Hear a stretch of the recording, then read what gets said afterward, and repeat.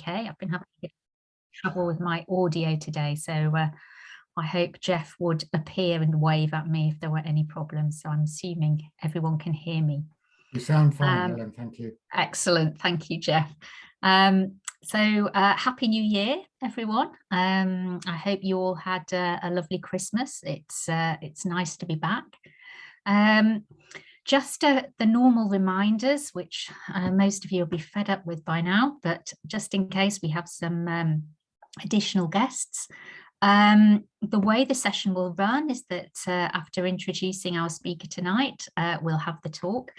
And what we'd like you to do is to make a note of any questions you might have that you might want to ask in the Q&A section of this Zoom webinar, which you'll find the button at the bottom of the screen there.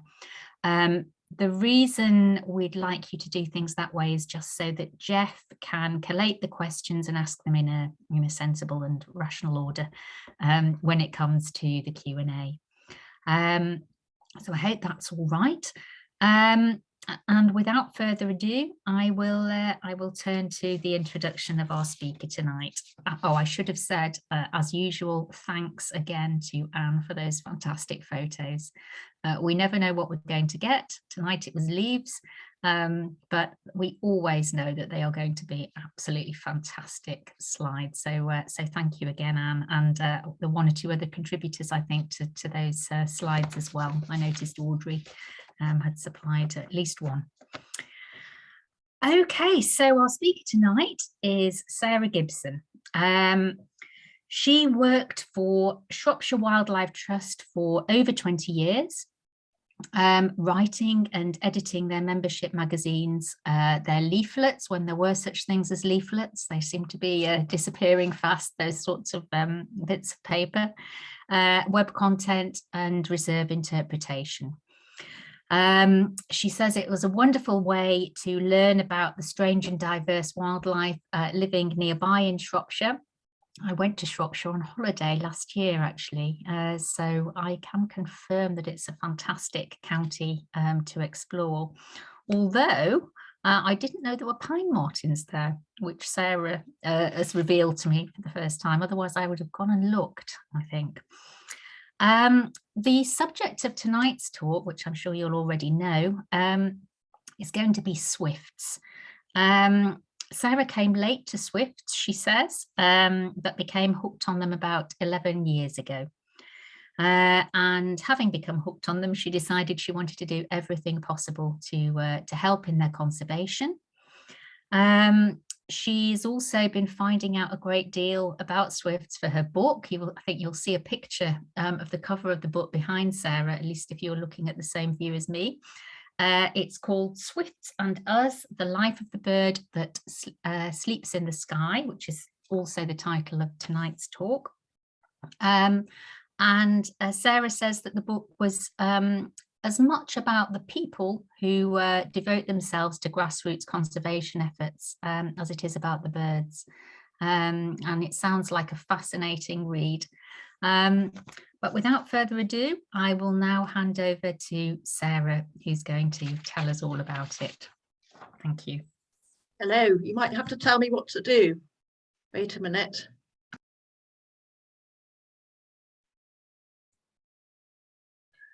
If you just share screen, Sarah, that should. Yeah, I've done that. Perfect now. Is that all right now? Yes, it's there. Brilliant. Yes. Well, I was going to play you a bit of swift screaming, but I don't think it's working. So I'm just going to do a little bit on here. Just to put you in the mood.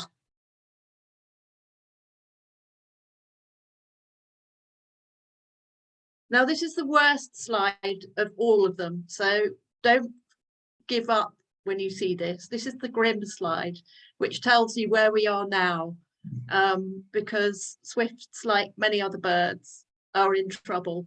But I just wanted to get the bad stuff over and done with right at the beginning. So there has been a huge amount of bird decline in Britain, in Europe. I'm not going to read out all those things. You can see them there. But just to say, just a month since swifts were red listed as a bird of conservation concern in the UK.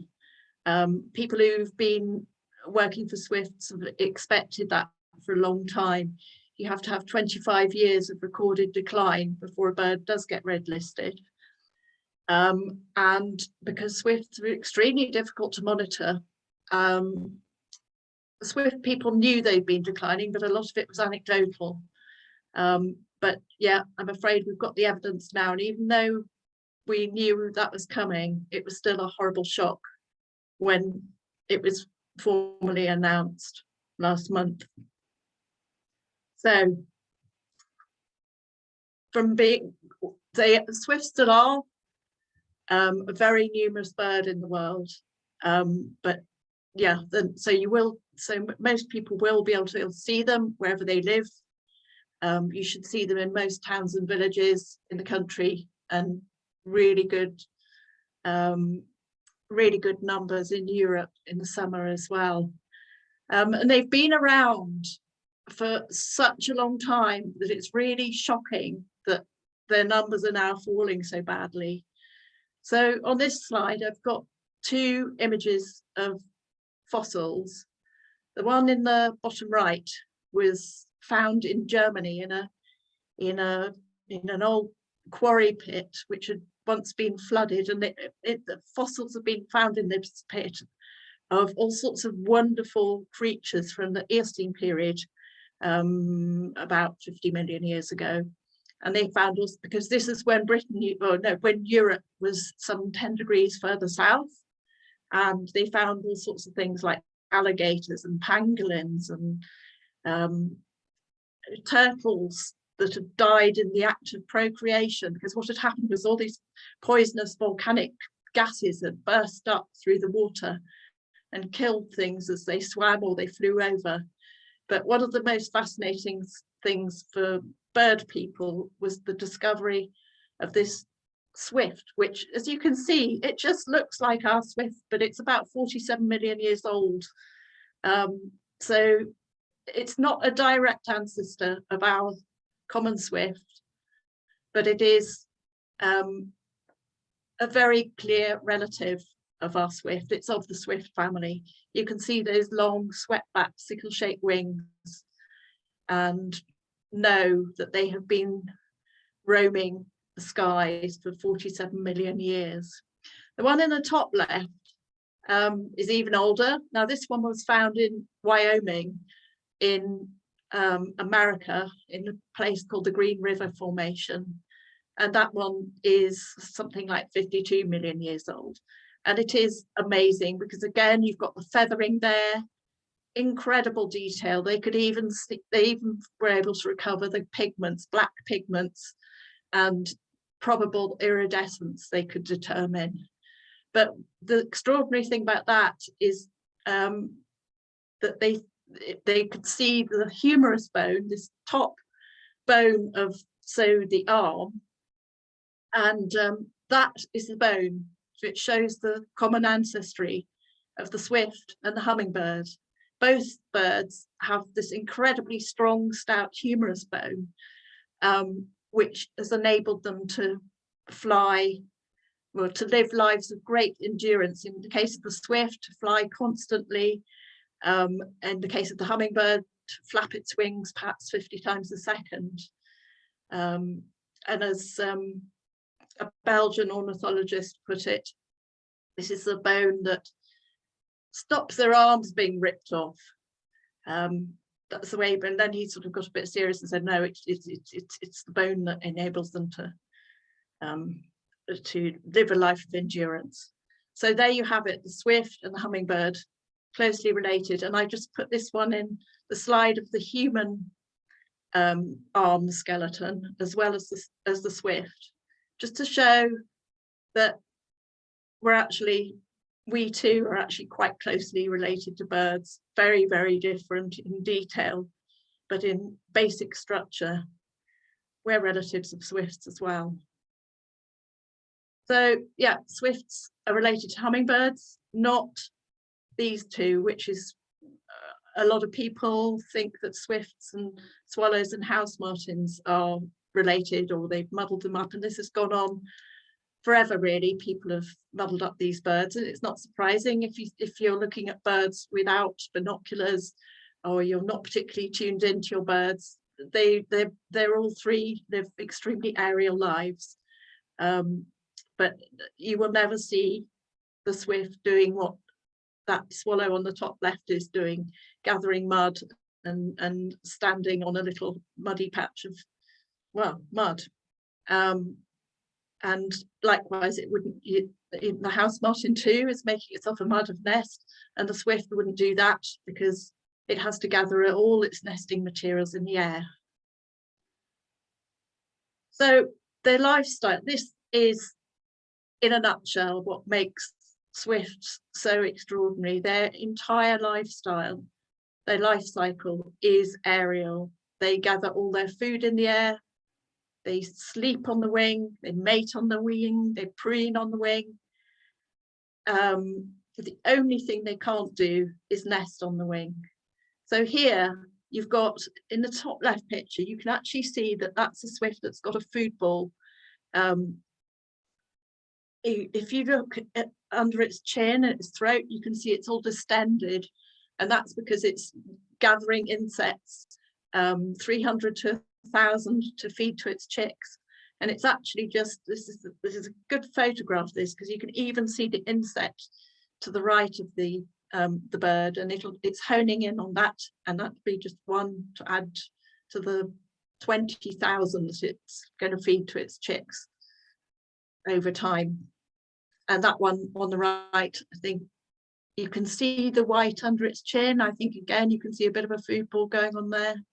But this one, the bottom one, is also absolutely amazing, because it's a bird preening in flight, and it amazes me that they can just turn their heads round, you know, perhaps 180 degrees, and scratch an itch on the back of their shoulders and not lose their balance and not fall out of the air.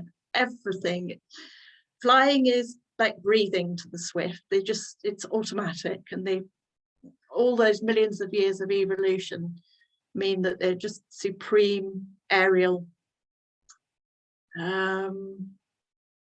just livers. Yeah, they just live supremely in the air. So here we've got a couple more.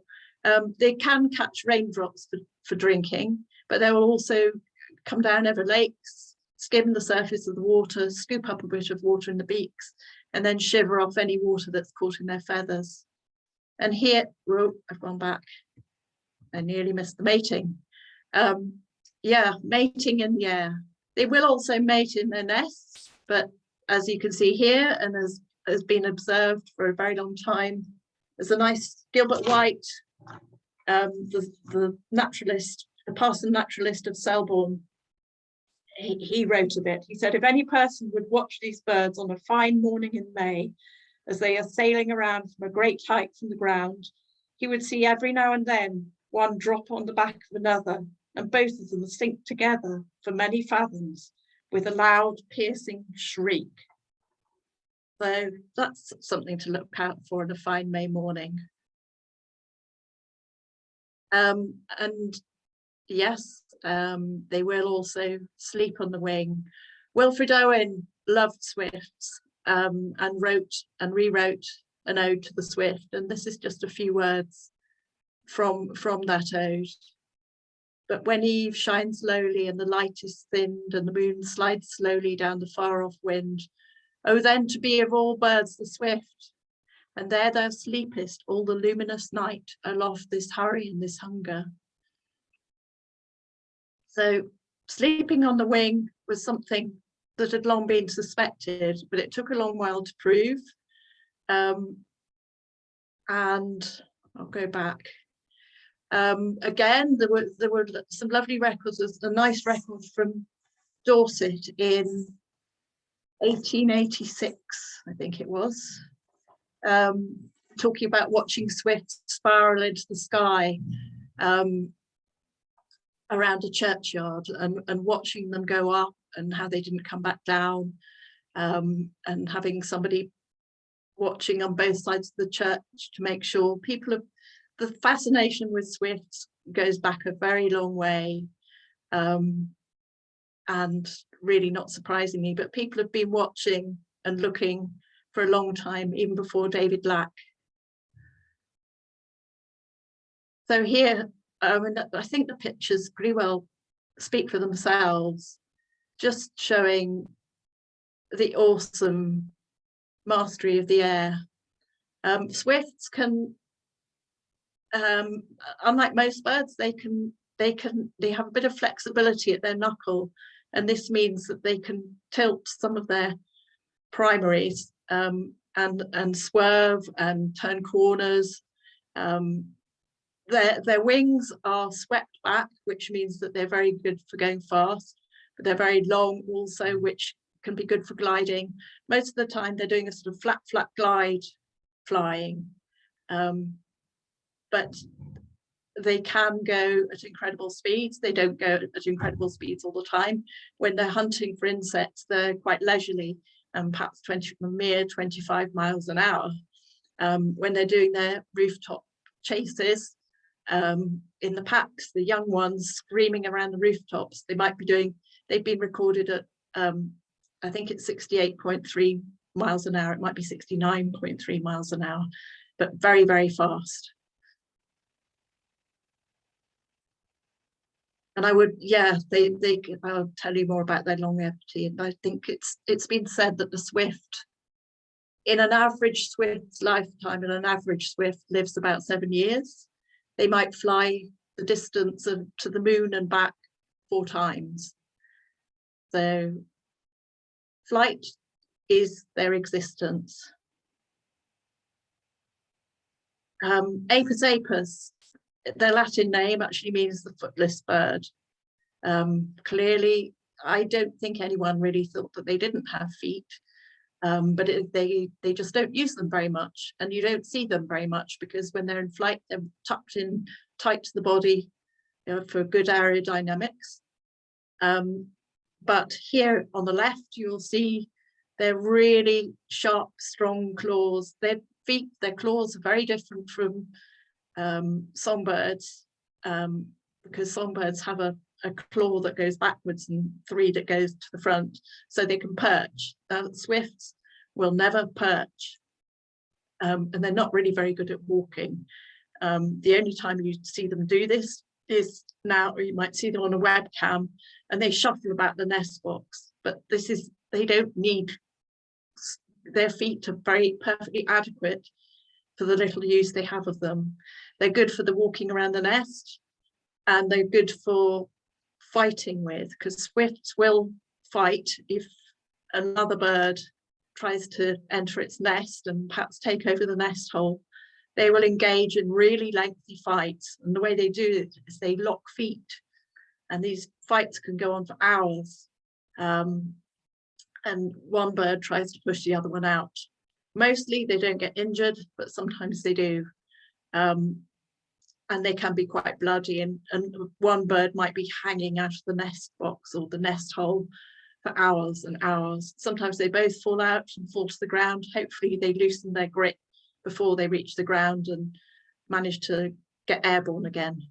But you can see, I think certainly David Lack, many ringers have felt that sharp grip of the swift claws. They're also useful, as you can see the other picture, good for clinging onto vertical surfaces, which they don't do very often. But this was on a very cold morning in Barcelona, soon after they'd arrived, and they clung to this wall in the corner of 2 walls, close together like a feather boa, to keep warm.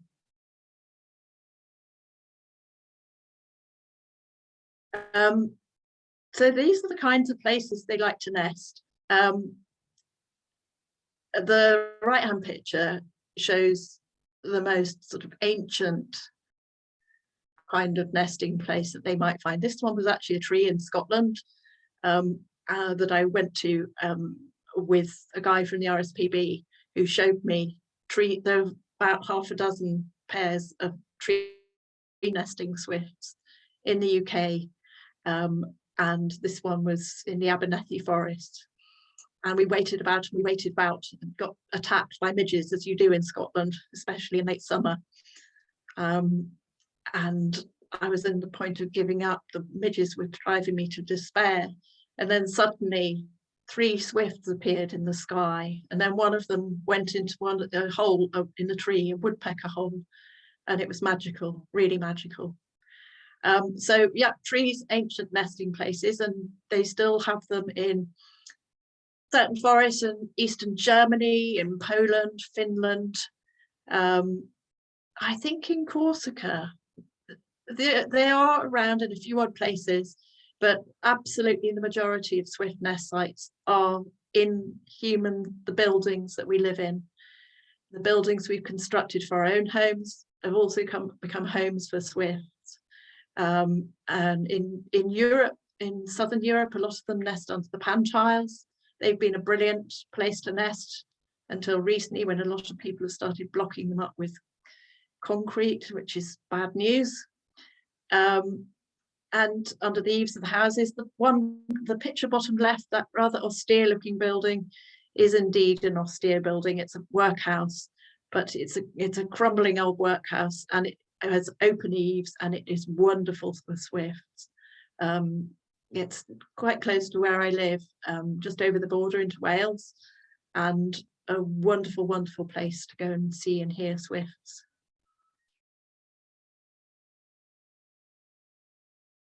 So these are the places they raise their young. These pictures were taken by Derek Brommel. So they're from his book, Devil Birds, where he did a film and also a book in the tower at Oxford, the place where David Lack had studied swifts. And he was greatly indebted to David, and David Lack had obviously also set up the swift boxes. So here you see swifts lay 2 to 3 eggs, 2 to 3 days apart. And I do just have a little tiny egg to show you. I put it next to my jumper, you can see it better. This one came from a guy in Herefordshire, gave me this egg. Quite a strange shape. They're quite blunt-ended, tiny little egg. Think of the bird that flies through our skies, and that's how it starts out. And this, both David Lack and Derek Brommel are really quite rude about the swift chick. They describe it as horrendously monstrous and very ugly, while also recognizing that it is actually perfectly designed. It's all abdomen and beak, so it's just got an enormous stomach, an enormous beak, so that the parent bird can stuff food down there and let it grow, so that within 45 days of fledging, of hatching from the nest, hatching from the egg, it will be flying in the sky. So it has to be an amazing food machine. And here they are, shortly before fledging. And you can see the white, more white on the face of the juvenile swift, white, and a lot of white on the chin, and scalloping around the feathers on the forehead as well. And again, yeah, this is, Derek Brommel had a lovely way with words, and he said, in the last days before it leaves the nest, the young swift is at its most beautiful. Its long pointed wings are fully grown, the primary feathers edged with white, deep-set eyes shielded against the friction of the wind under heavy brows. So these birds will very soon be flying. And here's some behind a ventilation brick in Tunbridge. And they do this, they come to the entrance shortly before flying. They might start looking out, they might look as though they're about to launch themselves into the air, but it does take a massive leap of courage for them to do this. And sometimes they'll look out and then they'll scuttle back to the rear of the nesting place and hunker down in the dark again. But yes, instinct ultimately takes over. The younger screaming birds will be shouting at them to come out, and off they will go before too long. And once they go, they don't hang about, they're straight off to Africa. Amazing. And this is the journey they'll take. They go before the parents, driven by instinct. So this was a bird in 2010 that was tagged in Norfolk with a geolocator. And it was, given they've been ringing swifts for many, many years, ringing them in the tower in Oxford, very, very few recoveries of the rings, as you can imagine. You know, imagine finding a little aluminium ring in the middle of the Congo forest and someone picking it up and actually knowing, well, actually someone finding it to start with and then thinking about what to do with it. Vanishingly few records, but these little geolocators weighing just 1 or 2 grams yielded so much information, gave a track record of the whole journey. So you've got the swift going south through France, Spain, down the west coast of Africa, and over forests in Western Africa, then swinging over to the Congo basin, and then down ultimately where they'll probably be at the moment, right as far as Madagascar. Perhaps in a few weeks they might head back to the Congo area, but at the moment they're about as far away from us as they go. Amazing, just again, non-stop flying. The only thing that brings them down is bad weather.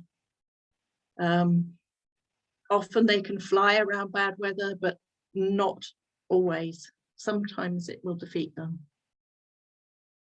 So to look at the people who have studied them, Gilbert White, who I mentioned before about the mating, he was fascinated by them and he recorded everything from the squabbles with sparrows over nests, which people still worry about a lot today, about sparrows taking over swift nests.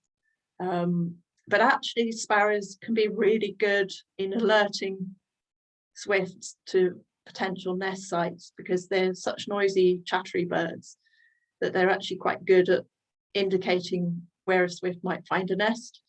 And if a sparrow does take over a swift's nest, they're really good at ejecting them.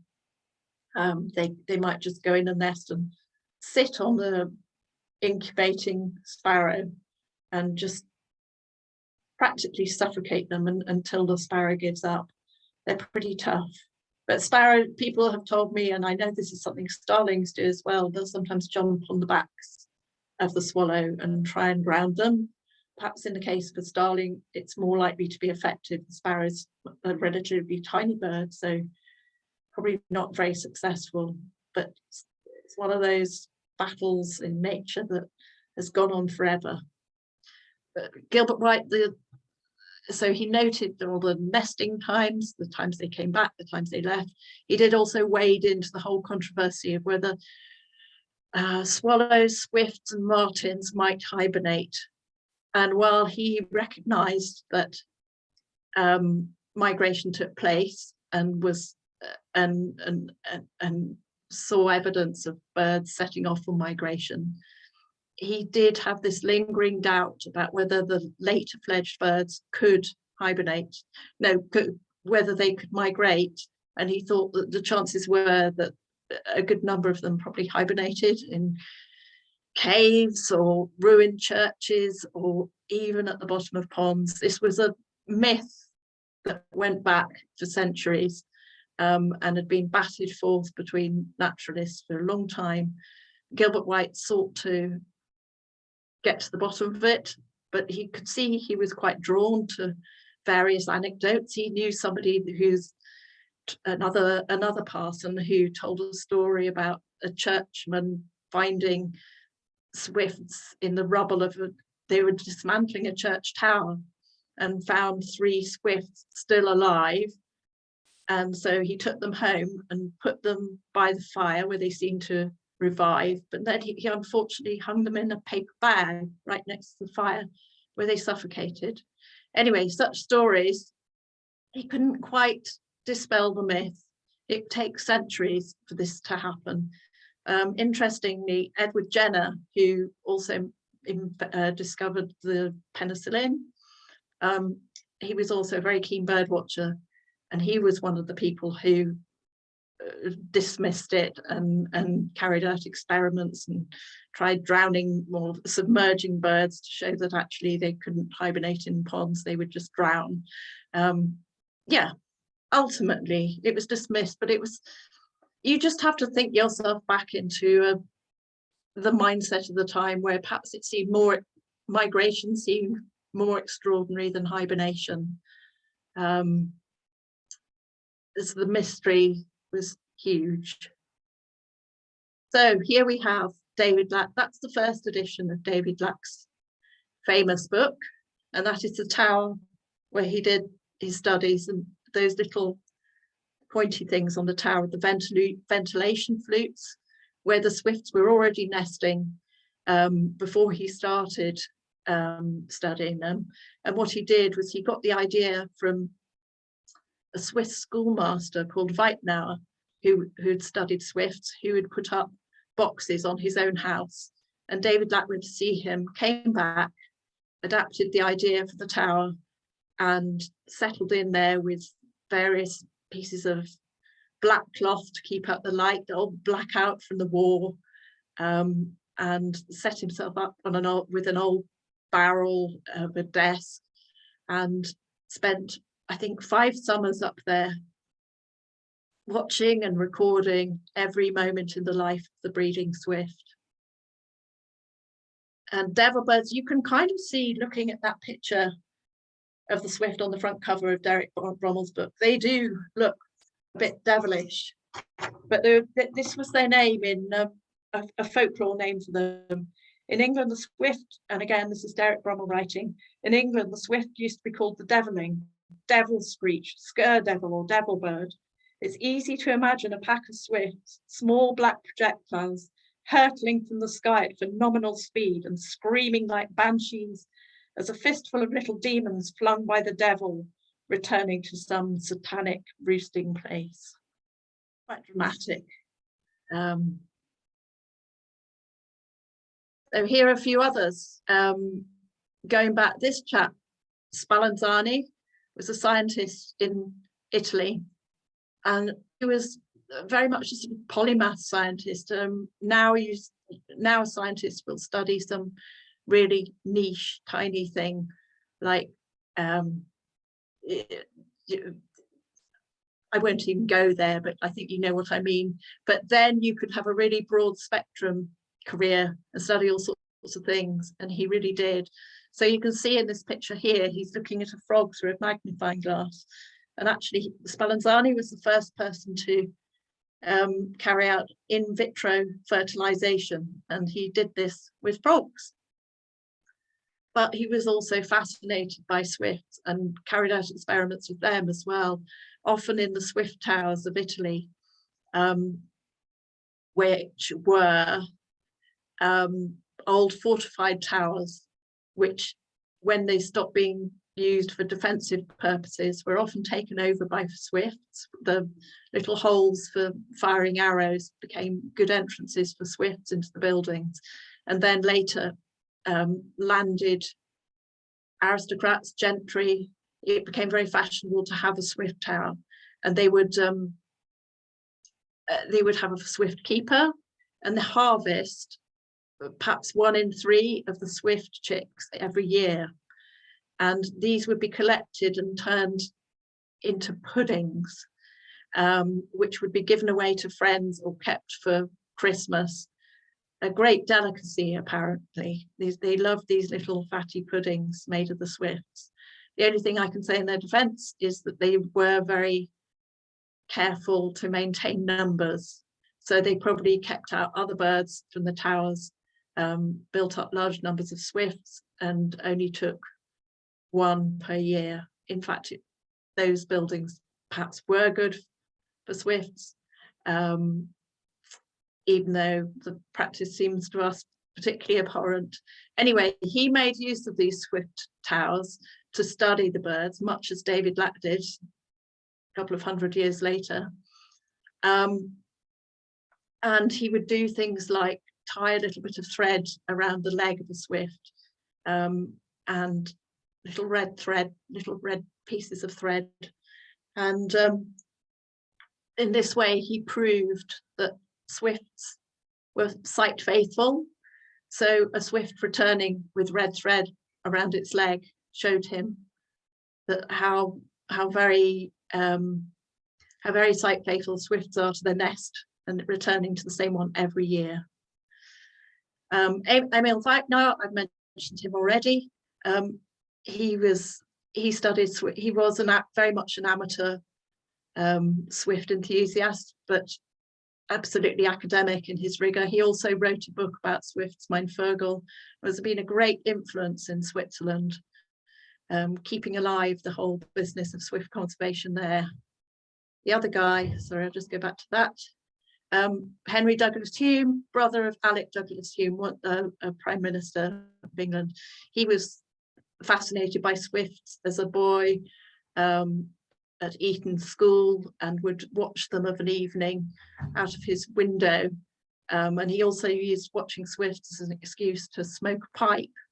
And then if a roaming housemaster came along, he'd say that the smell of pipe smoke and tobacco actually came from the musty smell of swifts.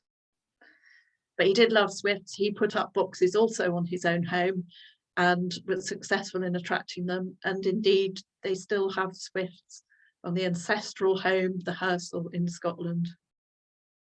So here, this is Weitnau's book, and this swift on the front cover here was one he took this picture of the bird on its 21st birthday. And this is one of the oldest swifts ever recorded, but not quite the oldest, because this one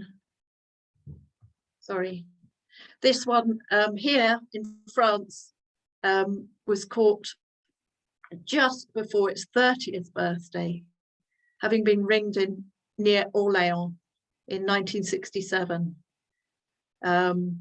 So that is the Methuselah, the really ancient bird of swifts.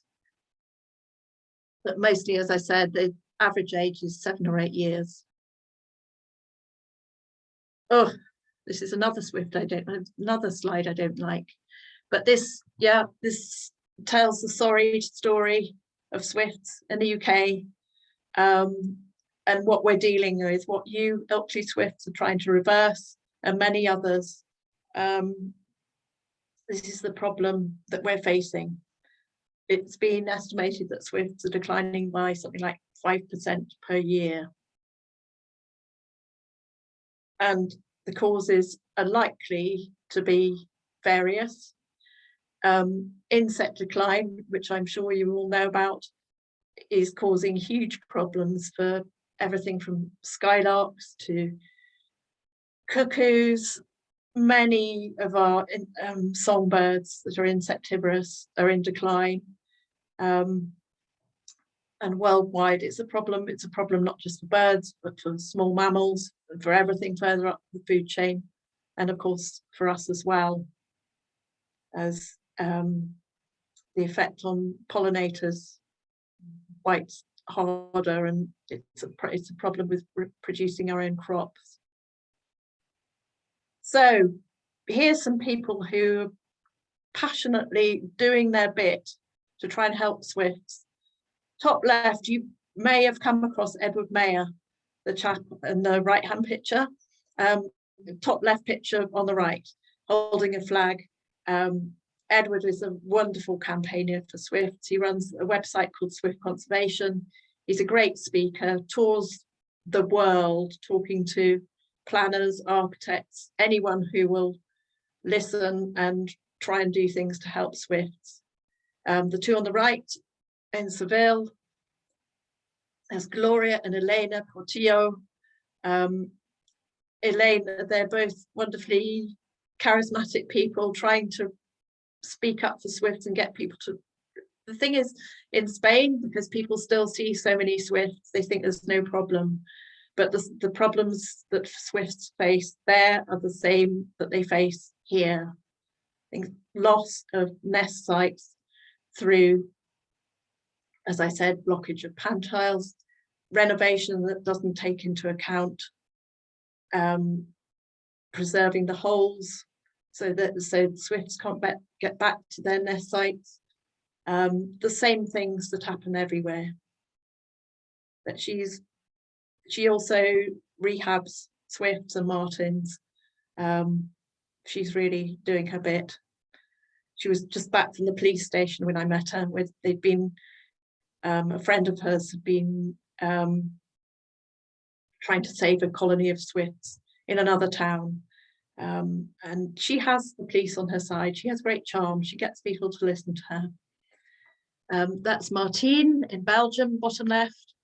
And over here, these guys, I met them, I've done it again, in Northern Ireland. 3 people who are doing a great swift Northern Ireland. They have wonderful swift numbers because of the lochs, the Loch Ness midge, a mouthless midge, which is super abundant in Northern Ireland, and provides food to many swifts. And the guy in the middle there, he has got the most amazing, Brian Callan. His house is absolutely covered in nest boxes, and he's got, oh, I don't know, about 35 nest boxes with swifts. And he also has house martins in between and swallows in his shed, and he puts up swift howls in his garden. He's got phenomenal numbers of swifts, and he seems to have great success with them. The guy on the right is Mauro in Italy, and this is one of the swift towers I mentioned. Mauro bought that tower some years back because it had fallen into disuse.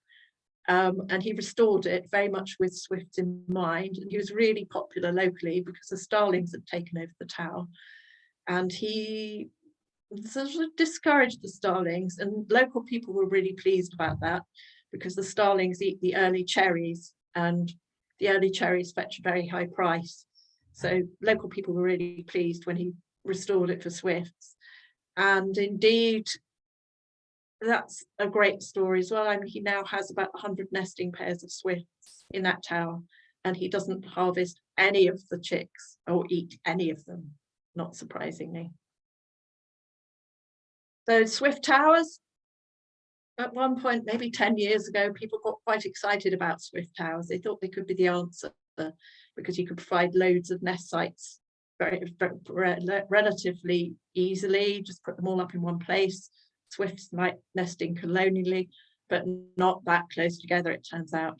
So the picture top left is in Cambridge, and this was an art installation paid for through a developer's levy, and it's the setting African sun, reflecting the fact that swifts, half their life, more than half their life, is spent in Africa. But it is made up of, it's like a Rubik's cube really, but it's made up of lots of little boxes for swifts, but few of them have been occupied. When I went with Dick Newell of Action for Swifts, and he said he often went and sat in that field for hours and never saw one. I went over with him, and incredibly, luckily for me, we saw a swift peeping out of a window, out of the hole as soon as we arrived. That was pretty exciting. But I think that installation cost £35,000. The Daily Mail ran a story about Britain's most expensive bird box. And I think Dick thought it was a great way to introduce people to swifts, because if they were milling about, it was in a very public place, people could watch them. But it's not a solution to be replicated. Picture on the right, very much more of a Heath Robinson project, and this was a tower built a bit like a owl box or something, and with an old telegraph pole and various, I think it also had bat boxes and things at the bottom. And again, that was put up on in a community orchard also in Cambridge. And that too, I think, got a couple of pairs of swifts in it. But the whole thing, that project was probably cost about £500 rather than 35,000, just as successful. The picture bottom left is the Swift Tower in Oxford. And the one on the right is in Cardiff. But yeah, I think people are losing faith in that. You get a few birds nesting in them, but for the money that they cost, you could do an awful lot better with just boxes on houses or other buildings. They have been put on many different kinds of building, from hospitals to libraries and councils and student flats. So here, top left, we've got Mark Glanville in Bristol, very much a swift aficionado. You may have seen him on Spring Watch. He also has an excellent website with lots of swift box designs and things on it, very, very detailed. So he's a good one to look up if you're wanting to find more information. Picture top right is, I think, in Brighton. Again, there's a new group down there who are very active, are doing lots of good stuff for swifts. And that bottom left picture shows you that a swift going into a man-made box, or inspecting a man-made box. The one on the right was a swift box installation in a local church where I live. We put these boxes in the belfry, and the one thing I would say about putting boxes up is you just never know when they're going to be successful. Some people seem to put them up, play the calls. Playing attraction calls is always a good way to speed up the process. But this church in Oswestry, where we put in the boxes in the louvres, and we've been playing swift calls for 5 summers, and we still have not got swifts in the boxes. But last year they were definitely flying up to the louvres. They were showing a lot of interest, and I'm sure it's only just a matter of time. And as you see, nest bricks have to be the future. When a nest brick is like a nest box with a brick with a hole in it at the front.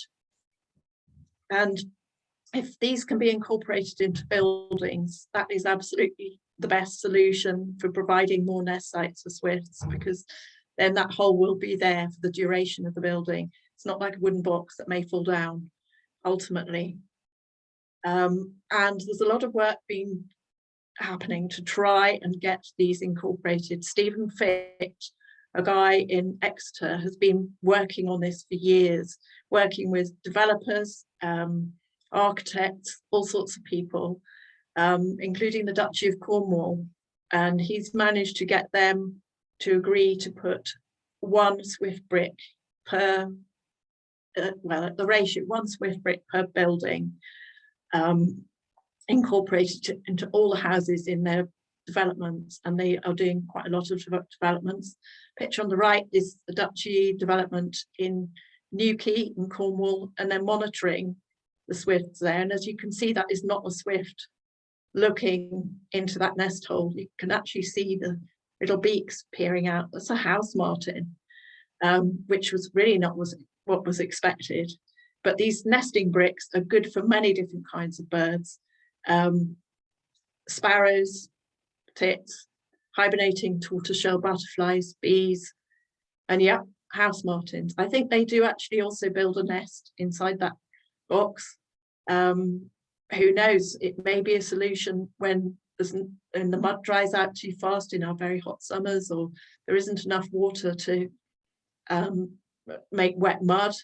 Who knows, but they've adapted. They're using these bricks. Another slightly dull sounding thing, but essential thing, is that Stephen's been working on, and a few others have been working on developing a British standard for developers on a bird brick, a nest brick, suitable for a range of birds, including sparrows.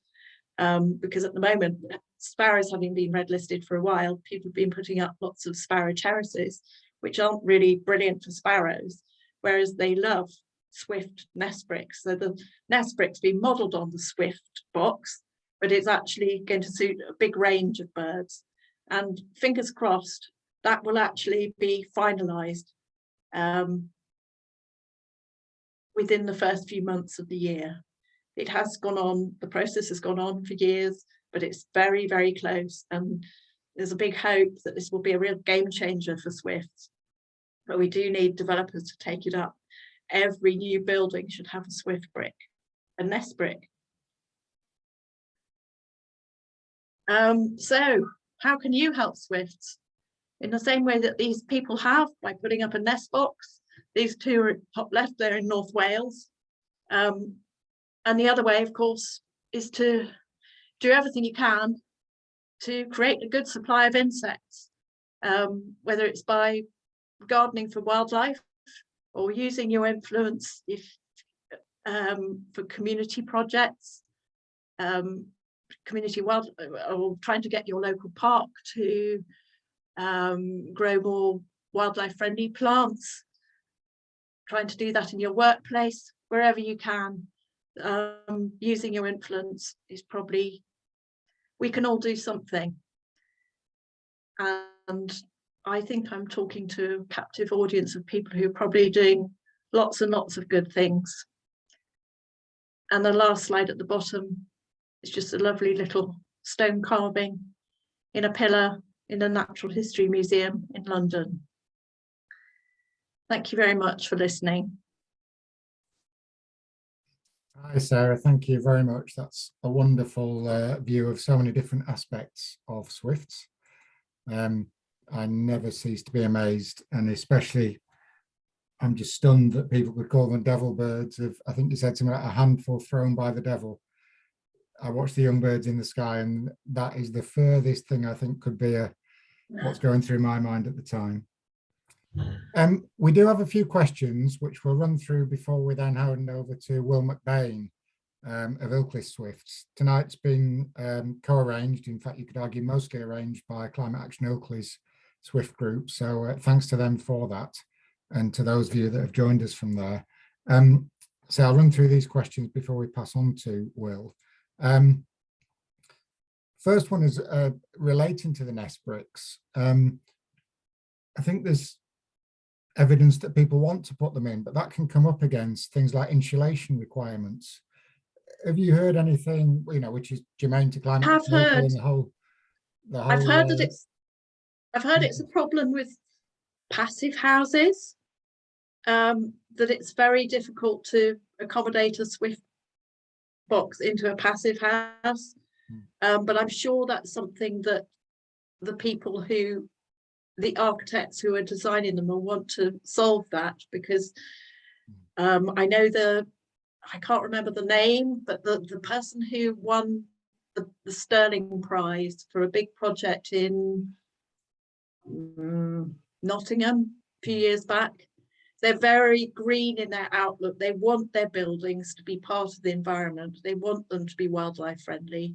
And if you want them to work like that, you kind of find a way of getting around the problem. Just needs to get through to the individual sort of building control officers. It's hard. Sort of also on nest site related things. You said Swifts are very site faithful. So how do new sites get colonised? Do they tend to be close to old sites, or will Swifts travel to look? They often are. They often are. I mean, the Swift doesn't breed until they don't actually breed until they're 4 years old. But what happens is the Swift that's fledged, say last summer, will come back the following year, a bit later than the 4-year-old breeders, but they will come back and they'll start looking for nest sites. And these are the screamers that you hear, the bangers, and they will go up to where Swifts are nesting. They become part of a loose colony, and the colony could be a street or several houses. So they have loose colonies. They are quite territorial during the breeding season, and they will just you see them early in the morning, generally in the morning in the summer, flying up, often quietly, flying up to the eaves and just looking. They might caress the wall with a wing to see where they find a hole, just caress it gently with a wing, and so they'll be guided by the calls of other birds. As I said, sparrows can be a really good indicator. I do think tradition plays a part in it, and past occupation. Interestingly, I put swift boxes on my house when I first moved in, because there were swifts nesting on the house next door. So I put them on the same aspect as the swifts that I knew were on the house next door. Nothing, played the calls, nothing. And then at the end of the summer, a few years later, I noticed they were actually flying up to the eaves on the opposite side of the house and to a very tight gable, which is a passageway between two houses, very narrow. And they were flying up. And I went up into the loft and had a look, and I could see that there was insulation. There was expanding foam had been sprayed into the gap between the roof and the rafters. So I took that out. The next year they were in like a shot. Yeah. It's almost like there's some knowledge there going back, that they know that that's a good place. Because also when I took out that, when I went up in the loft, I could see a little bit of whitewash down the wall, so I knew they'd been there before. But not while I'd lived there, you can be sure. Thank you. We've certainly got people interested in nest boxes and calls and things. Few people asking about the calling system. Have you got any more details about either where they can get the tapes or I would say look on systems? the Action for Swifts website or the Swift Conservation website. There's loads of information on both of those. Anything you want to, lots of really good practical information. Or Bristol Swift as well, Mark Glanville. I would echo that. That's exactly what we did at our house a few years back, and they were very much coming to the call speaker that we put up. Yeah, no, they do help. What about fitting nest boxes? Because they do need to be high up. They do. Tried the fire service or heard UK Power Networks might help. Are they worth trying, or any others? They could be. I mean, I don't. There's never any harm in asking. Ask wherever you can. I mean, I know there are some Swift groups where they've managed to plan putting up Swift boxes on a number of houses and raised enough money for someone to hire a cherry picker and go and pick them up. But that's, you know, that's several £100s to do that. So it can also be, it's be a good thing if you're ever having roof work down and they've got scaffolding on the house, or if you see a house that's got scaffolding, sometimes you can recommend people put Swift boxes up. Or someone with a good head for heights. But yes, that is actually, you know, that is obviously a big problem, that you've got to put them high, and that climbing a steep ladder is not for everyone. No, that may be something Will can touch on, I hope, in a moment. Also, people wanting to go and see good numbers of swifts. Do you know any particularly good sort of towns or other sites with large numbers of swifts to be seen, either in the UK or in Northern Europe? I would just say keep your eyes out wherever you go in the summer, because there's almost nowhere that you won't see them. You'll see some almost wherever you go. I mean, I know the declines. Where was it? I wouldn't travel specifically to go and see swifts. I would just keep your eyes and ears open for them, because you should see them in any large town or city. I mean, certain places, like I know when I went to Seville, you could see them hunting at night, because they floodlit the cathedral, and there were kestrels, lesser kestrels on the cathedral hunting moths, and there were swifts there as well, and that was amazing. I mean, certain Europe, probably some of the most spectacular places to see swifts will be in in Europe in the summer. But we do, I mean, like that workhouse I showed you, I'd actually come back from Switzerland where I'd gone to see one of the swift experts that I interviewed for my book, and he also has about 35 nesting pairs on his house. And I arrived just in a massive rainstorm, and all the swifts had headed off to Lyon. They'd all gone, and he was desperately sad. Yeah. But I came back from there, and the skies over England cleared, and I hopped over the border into Wales to that workhouse and saw about 60 swifts screaming and circling about over the courtyards there, and it was just wonderful. Thank you. There are a few more questions, but to be fair to Will, I think we should move on to him. So there are a few questions about swift sleeping for hours at night or in short bursts, about why the shape of the nest hole, about the number of old barns and old buildings up in the Yorkshire Dales with lots of holes and cracks that could be nest sites that maybe aren't used. But then also another comment that there are lots of swifts in Kettlewell up in the Dales. So thanks to everyone that has asked. Sorry we've not got to all of them. But I'd just now invite Will to unmute himself and switch his camera back on and give us a brief update of what's happening in Ilkley with the Climate Action Ilkley Swift Group. Hi folks, I'm sure you'd far rather listen to Sarah. Fantastic talk. I will just quickly share a few slides to give you an update because it's not like we haven't been doing anything. We've done quite a lot actually. So this will stop you sharing, Sarah, hopefully, and should transfer over to a slide here. That's just coming, Will, yeah. If you put that on screen share on the slide. Is that being shared now? It is now, yeah. That's perfect. Thank you. Brilliant. So I presented to I'm not sure it was the entire group, but certainly the committee of Wharfdale Naturalists almost 10 months ago, and Wharfdale Naturalists kindly kicked off our fundraising efforts by offering £300 towards the project, which is fantastic. In March of that last year, we did get an article into the Gazette asking for volunteers to help out. So that did help raise awareness. And as a result of that, and then a sort of follow-up publicity campaign, I've got about 40 people on a database now. So it's a sort of mailing list and a network of people who are really interested in helping out, whether by putting fit nest boxes up or just generally supporting. And we've had a number of other donations. So we've got £500 in the bank now. One thing we have done, and I'll just share Swift Mapper because it's worth a look. This is the Swift Mapper tool that the RSPB promote. And one thing that we've been very keen to do is improve our understanding of the baseline. So if you want to see where the big population of Swift are, worth having a look at this site because it shows you, where they're distributed.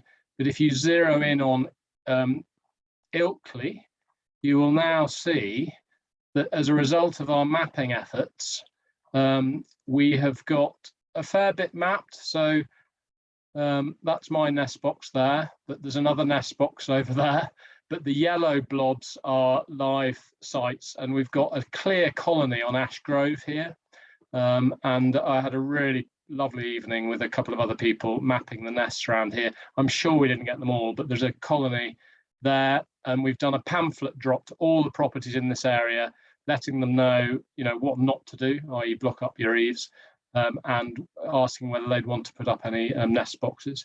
And then the other colony is round here, and I've got a neighbourhood WhatsApp group. So we've got a lot of nest boxes that are going to be going up in this area. So hopefully, if we put nest box up here and here, we will improve the population. Plus, the other area we'll probably target is over in this part of town on Lister Street and Alexandra Crescent. The other thing we're doing, Climate Action Ilkley is doing, is the Ilkley South Bank project here in this area of land, where we are converting what is currently mown grass into something a lot more engaging from a wildlife point of view. So Anne Eady of Climate Action Ilkley is leading that group, and it's out to the master plan for this site is out to consultation now, and that will definitely help with attracting the right kind of wildlife to help the swifts.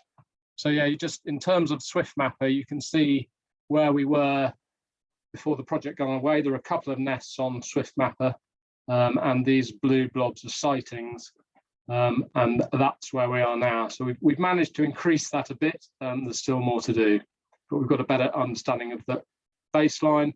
And then that's the pamphlet drop that we've done to people in those neighbourhoods, just giving them a little bit more background, a link to Swift Mapper, and just saying that they need to ensure that their properties remain open for nesting swifts. If they're altering buildings, they make specific provision for nesting swifts, installing nest boxes, and letting us know if they have any swifts nesting, so we can update Swift Mapper if they can't do it themselves.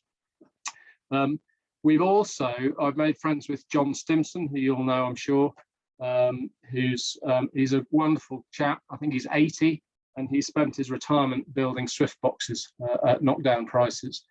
Even though timber prices have gone up through the roof, he's still offering a Swift box for about 20 quid a pop. But we do have this issue. I want to stop sharing now. Stop share. We do have this issue of how to put them up. So I've been in touch with the fire brigade. I actually walked into the fire station the other week, and they said, "What the hell are you doing in here?" I said, "I just walked in." I breached their security, but they are keen to help, I think, but they're just obviously very busy, because I sent them an email last year. They haven't got back to me. I'm going to send them another email. We're hoping that they might be able to help out. Cherry pickers are about £150 a day to hire. The other option is there is a local contractor who says he is competent to do ladder work. I'm just a bit concerned that 3 stories up from a health and safety point of view. So I'm going to talk to him about whether he's come up with a safe method, a safe way of working. He's putting up Christmas lights for people 3 floors up. So maybe he's got a safe way of working. But if we're going to do it at scale, if we're going to get 20 put up in one go, I'd want to make sure that he was doing it properly. So that's about it, really. I think the thing I'm probably most excited about was an approach from Christchurch. So the church right in the middle of town with a beautiful steeple wants to get involved, and I think a next step might be to engage them and talk to them about what we can do at Christchurch, because there isn't a colony on the Grove or in the centre of town. But if we could put up, I think, as Sarah was saying, it's a numbers game with the nest boxes, but also a time. You know, if we put them up now, they might not come for years. But you know, if it takes 5 years, it takes 5 years. But to have swifts nesting along the Grove and coming out of Christchurch and screaming parties going up the Grove would be just amazing. And I think it would be a tourist attraction, to be honest. So that's it from me, Jeff. Thanks very much for the airtime. Oh, you're very welcome, Will. We've got over 100 people on this evening, so hopefully that's created even more enthusiasm. So thanks to Sarah and to Will. I'll hand back to Helen just to sum up. Thanks very much, Jeff. Thanks very much, Will, for letting us know what there is going on in Ilkley and how we might be able to get involved. I love that Swift Mapper tool. Absolutely fantastic. But of course, the main business is to say thank you to Sarah for an absolutely fantastic talk. What a range of astounding historical and geographical and biological information there was. Those fossils, absolutely incredible to think that there were swift-like birds around. I think Sarah said 52 million years ago. Absolutely incredible. Plus, of course, the indications of how very far they travel on migration, all in one go, all on the wing, the whole of their lives, apart from nesting, of course. Astounding distances they cover, to the moon and back 4 times, I think Sarah said. Absolutely incredible. And although, of course, it is depressing to hear about how much in decline swifts, along with many of our other birds, are. I think Sarah's also given us a lot to be cheerful about in her focus on people who are trying to do something for our swifts, and the inventiveness and the commitment and the perseverance that that those people have shown. And I think we've heard from Will tonight that some of those people are also in our midst. And let's hope that some of you listening tonight might be tempted to join in and make sure that the population of swifts that are currently coming to Ilkley year on year will persist and perhaps even expand, and that perhaps we'll see them screaming along the grove, just as Will hoped, in a few years' time. Next week we have another talk. I know we're normally on a fortnightly schedule, but this time we're not. We've got a webinar on the 11th of January. It's Rich Bunce talking about exploring urban wildlife with a camera. So do join us next week, Tuesday at the same time, to hear Rich's talk. Thanks very much. Good night, everyone.